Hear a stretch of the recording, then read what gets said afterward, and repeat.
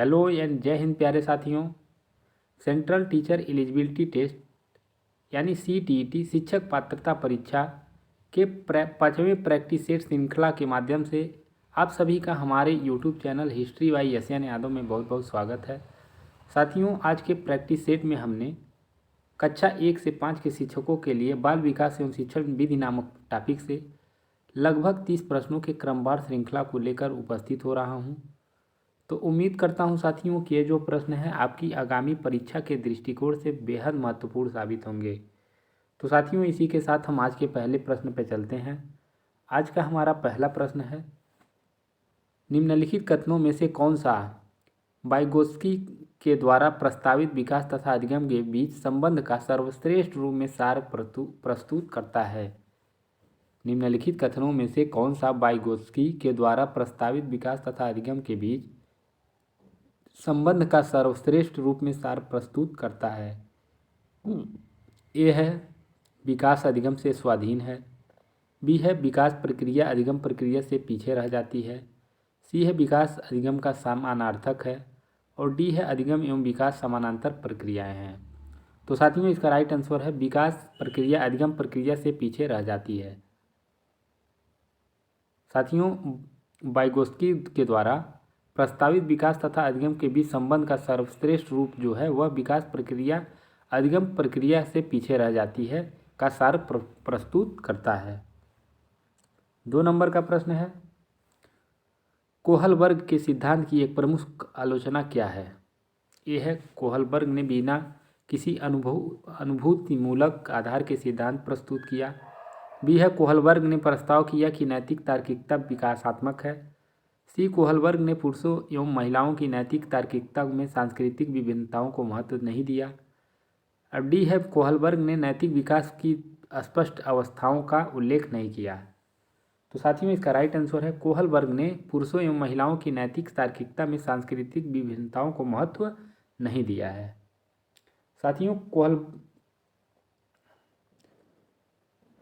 Kohlberg ने पुरुषों एवं महिलाओं की नैतिक तार्किकता में सांस्कृतिक विभिन्नताओं को महत्व नहीं दिया है, जबकि जन्म पश्चात अवस्था परिवर्तन के साथ ही यह दृष्टिगोचर होने लगती है, अतः यह कोहलबर्ग के सिद्धांत की एक प्रमुख आलोचना हो सकती है। तो राइट आंसर हो जाएगा सी। 3 नंबर का प्रश्न है, एक शिक्षार्थी केंद्रित कक्ष में अध्यापिका करेगी। ए है अधिगम को सुगम बनाने के लिए बच्चों को एक दूसरे के साथ अंकों के लिए मुकाबला करने हेतु प्रोत्साहित करना। बी है वह अपने विद्यार्थियों से जिस प्रकार की अपेक्षा करती है उसे प्रदर्शित करना और तब बच्चों को वैसा करने के लिए दिशा निर्देश देना। सी है इस प्रकार की पद्धतियों को नियोजित करना जिसमें शिक्षार्थी अपने स्वयं के अधिगम के लिए पहल करने में प्रोत्साहित हों। डी है मुख्य तथ्यों की व्याख्या करने के लिए व्याख्यान पद्धति का प्रयोग करना और बाद में शिक्षार्थियों का उनकी सहजता के लिए आकलन करना। तो साथियों, इसका राइट आंसर है इस प्रकार की पद्धति को नियोजित करना जिससे शिक्षार्थी अपने स्वयं के अधिगम के लिए पहल करने में प्रोत्साहित हो सके। 4 नंबर का प्रश्न है, गार्डनर के बहुबुद्धि के सिद्धांत के अनुसार वह कारक जो व्यक्ति के आत्मबोध हेतु सर्वाधिक योगदान देगा वह हो सकता है। गार्डनर के बहुबुद्धि सिद्धांत के अनुसार वह कारक जो व्यक्ति के आत्मबोध हेतु सर्वाधिक योगदान देगा वह हो सकता है। ये है संगीतमय, बी है आध्यात्मिक, सी है भाषा विषयक और डी है अंतःवैयक्तिक। तो साथियों, इसका राइट आंसर है अंतःवैयक्तिक। साथियों, हावर्ड गार्डनर ने बहुबुद्धि का सिद्धांत दिया था। किसका सिद्धांत दिया था? बहुबुद्धि का सिद्धांत दिया था।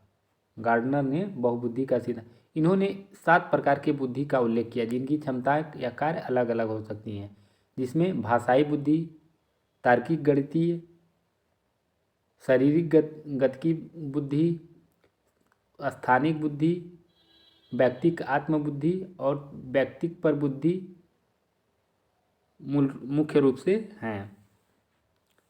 5वां नंबर का प्रश्न है, वाइगोत्स्की तथा पियाजे के परिप्रेक्ष्य में एक प्रमुख भिन्नता है। ए है व्यवहारवादी सिद्धांतों की आलोचना, बी है बच्चों को एक पालन पोषण का परिवेश उपलब्ध कराने की भूमिका, सी है भाषा एवं चिंतन के बारे में उनके दृष्टिकोण, और डी है ज्ञान के सक्रिय निर्माताओं के रूप में बच्चों की संकल्पना। तो साथियों इसका राइट आंसर है भाषा एवं चिंतन के बारे में उनके दृष्टिकोण। साथियों वाइगोत्स्की तथा पियाजे के परिप्रेक्ष्य में भाषा एवं चिंतन के बारे में उनके दृष्टिकोणों में एक प्रमुख विभिन्नता थी कि वाइगोत्स्की के अनुसार जहाँ संज्ञानात्मक विकास सामाजिक सांस्कृतिक परिवेश में घटित होता है तथा उससे प्रभावित भी होता, वहीं पियाजे के अनुसार संज्ञानात्मक विकास के प्रतिमान सार्वभौमिक स्तर पर प्रदर्शित होते हैं। सामाजिक सांस्कृतिक असमानताओं का प्रभाव नहीं पड़ता है। तो राइट आंसर हो जाएगा सी। 6 नंबर का प्रश्न है, इस पर अत्यधिक वाद विवाद होता है कि क्या लड़कों एवं लड़कियों में योग्यताओं का विशिष्ट समूह उनके आनुवंशिक घटकों के कारण होता है। इस संदर्भ में निम्नलिखित में से आप सबसे अधिक किससे सहमत हैं? ए है लड़कियों को सेवा भाव के लिए सामाजिक रूप से तैयार किया जाता है, जबकि लड़कों को रोने जैसा संवेग प्रदर्शित करने के लिए हतोत्साहित किया जाता है। बी है यौवनारंभ के बाद लड़के और लड़कियां एक साथ नहीं खेल सकते क्योंकि उनकी अभिरुचियां पूर्णतः विपरीत होती हैं। सी है सभी लड़कियों में कला विषयों के लिए अंतर्निहित प्रतिभा होती है, जबकि लड़के आक्रामक खेलों में बेहतर प्रदर्शन के लिए आनुवंशिक रूप से तैयार होते हैं। और डी है लड़के सेवा भाव वाले नहीं हो सकते क्योंकि वे जन्म से इस प्रकार के होते हैं। तो साथियों इसका राइट आंसर है सभी लड़कियां में कला विषयों के लिए अंतर्निहित प्रतिभा होती है, जबकि लड़के आक्रामक खेलों में बेहतर प्रदर्शन के लिए आनुवंशिक रूप से तैयार होते हैं। 7 नंबर का प्रश्न है, एक अध्यापिका यह सुनिश्चित करना चाहती है कि उसके विद्यार्थी आंतरिक रूप से प्रेरित हो, इस संदर्भ में वह करेगी। ए है सभी बच्चों के लिए उपलब्धि के एक समान मानकों को उल्लिखित करना। बी है अंतिम परिणाम पर ध्यान देने के बजाय व्यक्तिगत रूप से बच्चों की अधिगम की प्रक्रिया पर ध्यान देना। सी है वस्तु रूप में पुरस्कार प्रस्तुत करना। और डी है इस प्रकार की अधिगम गतिविधियों की योजना बनाना जो अभिसारी चिंतन को प्रोत्साहन देती है। तो साथियों इसका राइट आंसर है अंतिम परिणाम पर ध्यान देने के बजाय व्यक्तिगत रूप से बच्चों की अधिगम की प्रक्रियाओं पर ध्यान देना। 8वां नंबर का प्रश्न है, कक्षा परीक्षणों में अच्छा प्रदर्शन करने में एक बच्चे की असफलता में हमें इस विश्वास की तरफ ले जाती है कि आकलन वस्तुनिष्ठ है तथा सफलताओं को स्पष्ट रूप से पहचानने के लिए इसका प्रयोग किया जा सकता है। पाठ्यक्रम शिक्षण पद्धति तथा आकलन प्रक्रियाओं पर विचार करने की आवश्यकता है। कुछ बच्चों को अनुत्तीर्ण होना ही है, चाहे व्यवस्था उन पर कितना भी अधिक प्रयास करे। बच्चे कुछ निश्चित क्षमताओं और कमियों के साथ पैदा होते हैं। तो साथियों इसका राइट आंसर है पाठ्यक्रम शिक्षण पद्धति तथा आकलन प्रक्रियाओं पर विचार करने की आवश्यकता है।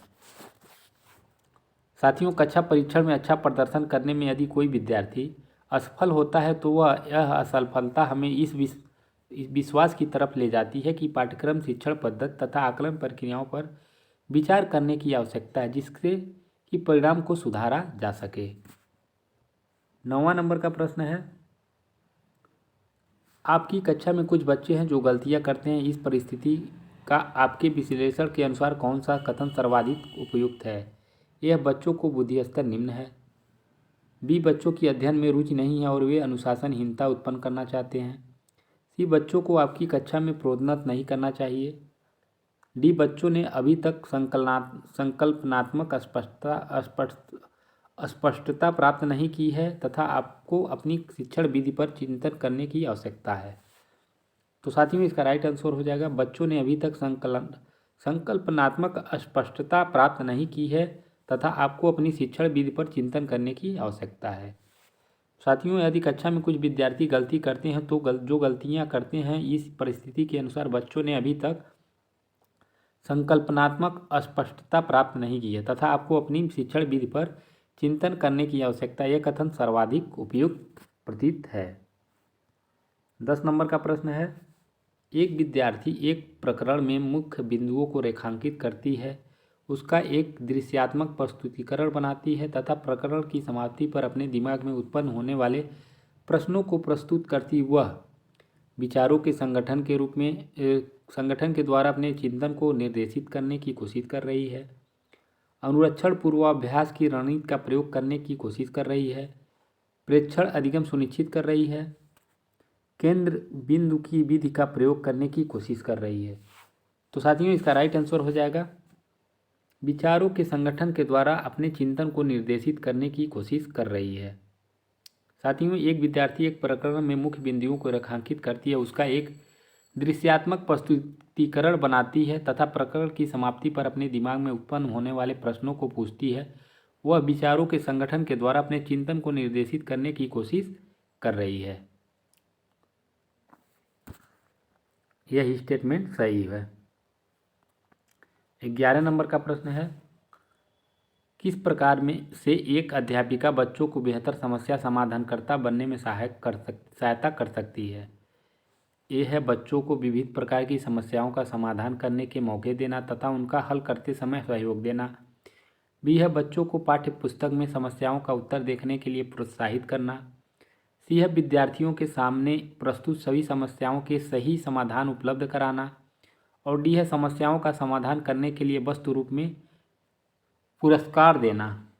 तो साथियों इसका राइट आंसर है बच्चों को विविध प्रकार की समस्याओं का समाधान करने के मौके देना तथा उनका हल करते समय सहयोग देना। यानी एक अध्यापिका बच्चों को बेहतर समस्या समाधानकर्ता बनने में सहायता करती है यदि बच्चों को विविध प्रकार की समस्या का समाधान करने के मौके देती है तथा उनका हल करने के समय उनका सहयोग देती है। 12 नंबर का प्रश्न है, निम्नलिखित कथनों में से आप किससे सहमत हैं? अधिगम पूर्ण रूप में बाह्य उद्दीपन के द्वारा नियंत्रित होता है। अधिगम तब तक घटित नहीं हो सकता जब तक इसका अंकों के रूप में बाह्य रूप से आकलन नहीं कर लिया जाता। अधिगम केवल तभी होता है और यदि यह व्यवहार से सुस्पष्ट होता है। अधिगम एक सामाजिक सांस्कृतिक परिवेश में घटित होता है। तो साथियों इसका राइट आंसर है अधिगम एक सामाजिक सांस्कृतिक परिवेश में घटित होता है। 13 नंबर का प्रश्न है, इनमें कौन सा बाल विकास का एक सिद्धांत है?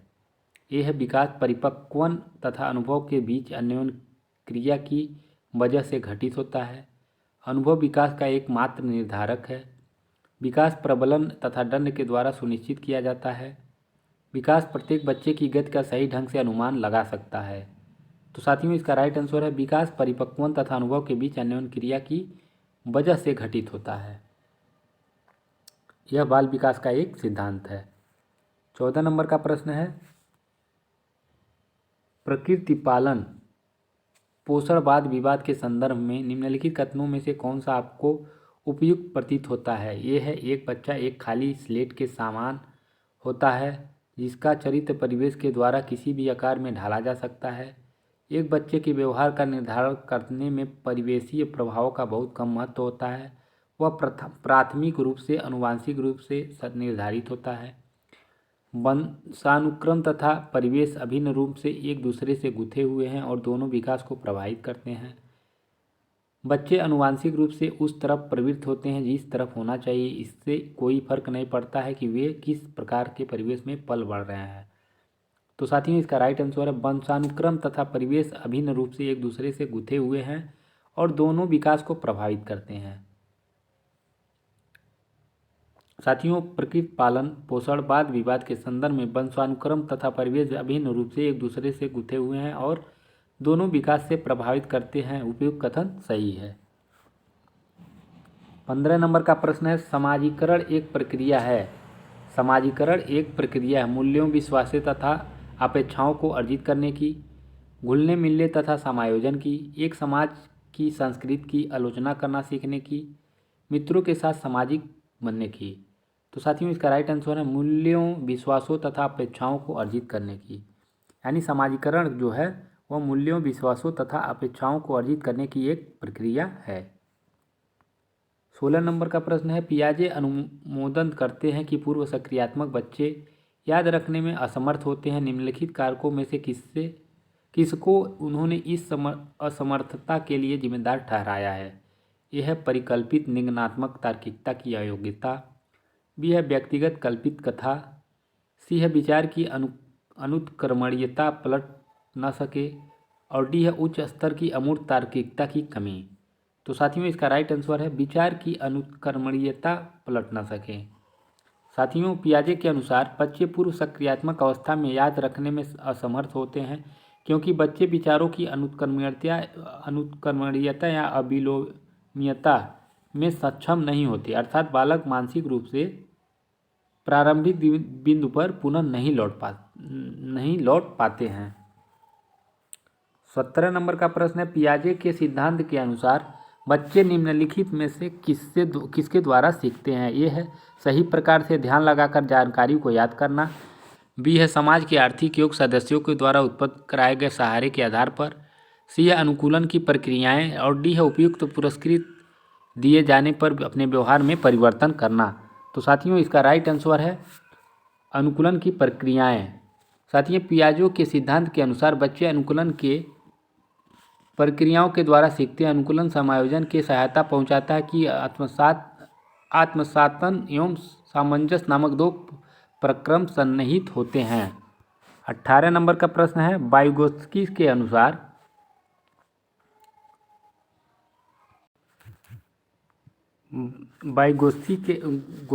अनुसार समीपस्थ विकास का क्षेत्र है। यह है अध्यापिका के द्वारा दिए गए सहयोग की सीमा निर्धारित करना, बी है बच्चे के द्वारा स्वतंत्र रूप से किए जा सकने वाले तथा सहायता के साथ करने वाले कार्य के बीच अंतर, सी है बच्चों को अपना सामर्थ्य प्राप्त करने के लिए उपलब्ध कराए गए सहयोग की मात्रा एवं प्रकृति, और डी है बच्ची अपने आप क्या कर सकती है जिसका आकलन नहीं किया जा सकता। तो साथियों इसका राइट आंसर है बच्चों के द्वारा स्वतंत्र रूप से किए जा सकने वाले तथा सहायता के साथ करने वाले कार्य के बीच अंतर। साथियों वाइगोत्स्की के अनुसार बच्चे के द्वारा स्वतंत्र रूप से किया जा सकने वाले तथा सहायता के साथ करने वाले कार्य के बीच अंतर समीपस्थ विकास का क्षेत्र है। क्या है? समीपस्थ विकास का क्षेत्र है। 19 नंबर का प्रश्न है एक बहुसांस्कृतिक कक्षा में एक अध्यापिका सुनिश्चित करेगी कि आकलन में निम्नलिखित में से सम्मिलित हो।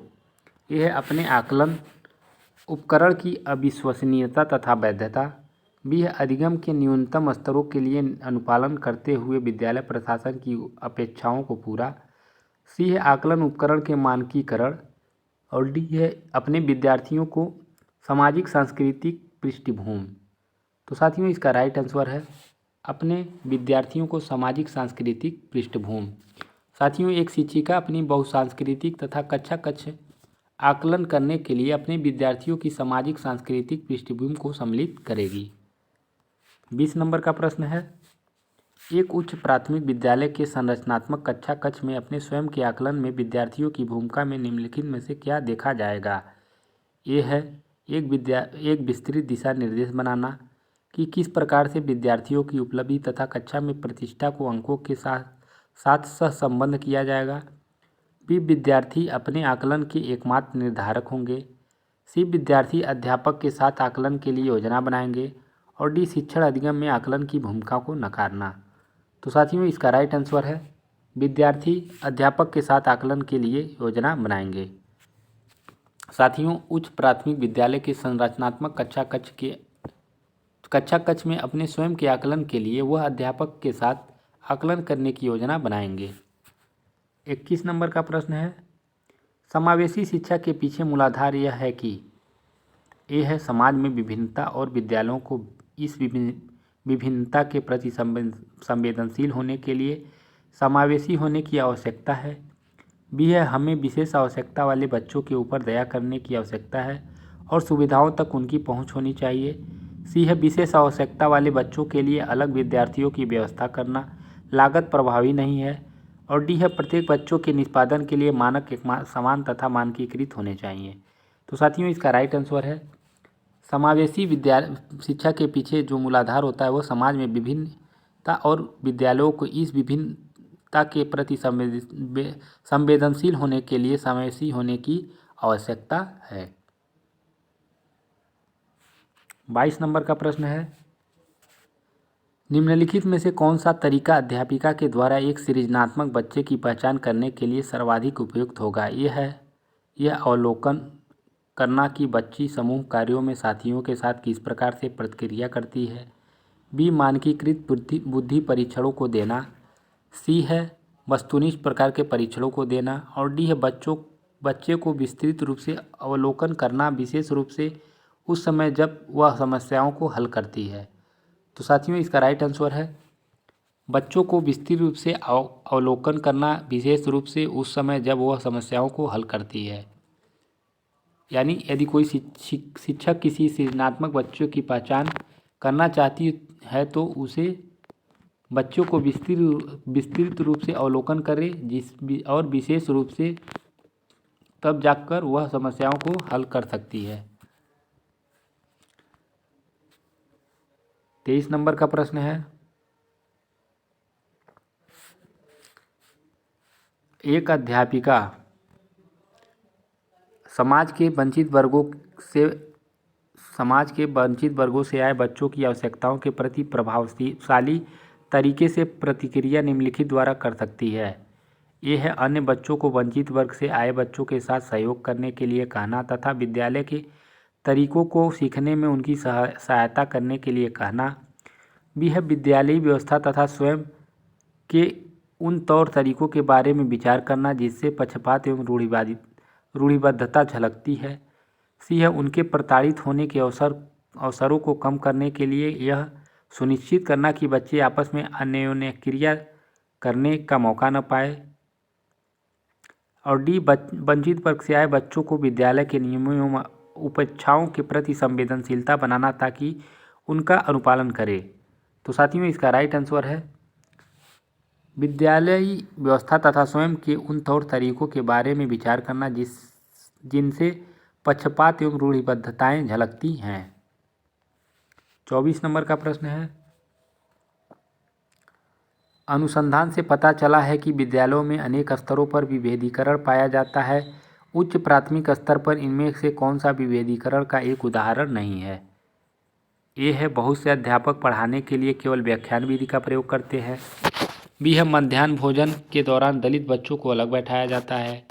सी है लड़कियों को गणित तथा विज्ञान विषयों को लेने के लिए प्रोत्साहित नहीं किया जाता है। और डी है अध्यापकों की निम्न सामाजिक आर्थिक परिवेश से आए बच्चों से बहुत कम अपेक्षाएं होती हैं।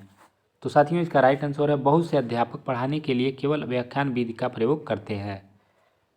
साथियों यदि बहुत से अध्यापक पढ़ाने के लिए केवल व्याख्यान विधि का प्रयोग करते हैं तो यह प्राथमिक विद्यालय में विभेदीकरण का उदाहरण नहीं है। 25 नंबर का प्रश्न है, इनमें से कौन सी अधिगम अशक्तता वाले बच्चों की विशेषता है। ए है 50 से नीचे की बुद्धि लब्धि। बी है अन्य बच्चों को धमकाना तथा आक्रामक कार्यों में लगे रहना। सी है एक ही प्रकार की गत्यात्मक क्रिया को बार बार दोहराना। और डी है धारा प्रवाह के रूप में पढ़ने तथा शब्दों पर पलट कर जाने में कठिनाई। तो साथियों इसका राइट आंसर है धारा प्रवाह के रूप में पढ़ने तथा शब्दों पर पलट कर जाने में कठिनाई। साथियों धारा प्रवाह रूप में पढ़ने तथा शब्दों पर पलट कर जाने में कठिनाई अधिगम अशक्तता वाले बच्चों की एक विशेषता होती है। क्या होती है? अधिगम अशक्तता वाले बच्चों की एक विशेषता, प्रमुख विशेषता होती है। 26 नंबर का प्रश्न है, निम्नलिखित में से कौन सा कथन सबसे बेहतर ढंग से वर्णन करता है कि कक्षा में बच्चों को प्रश्न पूछने के लिए क्यों प्रोत्साहित करना चाहिए। यह प्रश्न बच्चों की जिज्ञासा को बढ़ाते हैं। यह प्रश्न अन्योन्य क्रिया के द्वारा अधिगम को आगे बढ़ाते हैं तथा संकलनात्मक स्पष्टता की दिशा में बढ़ते हैं। बच्चों को अपने भाषा कौशलों के अभ्यास की आवश्यकता होती है। जिन चीज़ों के बारे में बच्चे नहीं जानते उनके बारे में विचार करवाकर उन्हें यह महसूस कराया जा सकता है कि उनमें बुद्धि की कमी है। तो साथियों इसका राइट आंसर है प्रश्न अन्योन्य क्रिया के द्वारा अधिगम को आगे बढ़ाते हैं तथा संकल्पनात्मक स्पष्टता की दिशा में बढ़ते हैं। साथियों प्रश्न अन्योन्य क्रिया के द्वारा अधिगम को आगे बढ़ाते हैं और संकल्पनात्मक स्पष्टता की दिशा में बढ़ते हैं। तो राइट आंसर हो जाएगा बी। 27 नंबर का प्रश्न है, निम्नलिखित में से कौन सी आकलन पद्धति विद्यार्थियों की सर्वोत्तम क्षमता को पोषित करेगी।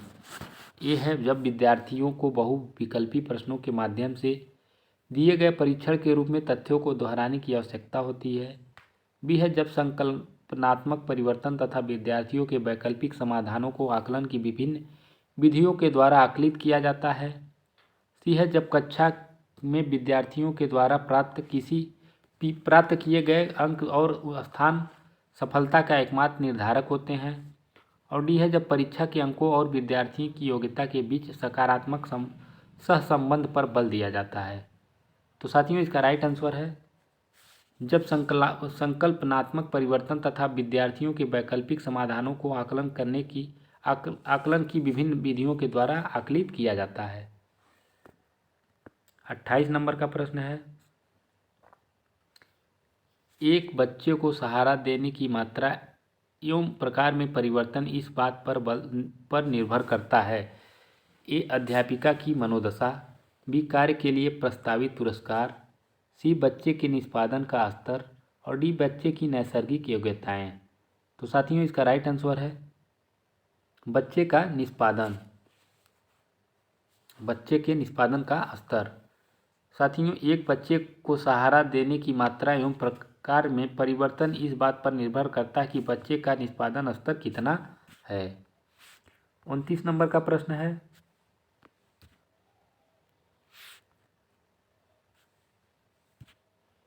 उच्च प्राथमिक विद्यालय की गणित अध्यापिका के रूप में आप विश्वास करती हैं कि विद्यार्थियों की गलतियां उनके चिंतन में अंतर्दृष्टियां उपलब्ध कराती है।